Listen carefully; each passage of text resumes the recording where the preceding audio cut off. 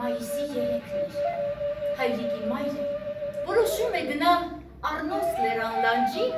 կանաչի հավաքելու։ Երբ տեղ է հասնում, երկինքը սկսում է մթնել, գորշ ամպերը կուտակվում են և սկսվում է ուժգին տեղատարավ անձրև։ Մայրը պատասպարվելու համար իրեն ծածկում է լայն ու մեծ կանաչ տերևներով, սակայն այդ ամենից ոչ միայն անձրևը չի դադարում, այլև սկսվում է հորդառատ ու ուժգին տեղատարավ կարկուտ տեղը։ Մայրը շտապում է մոտակա քարանձավ և հենց տեղ հասնելուն պես նախախնամության կամքով սկսվում է մայրիկի երկունքի ցավելը և հենց այստեղ ծնվում է Հայրիկ Մուրադյան հրաշամանուկը։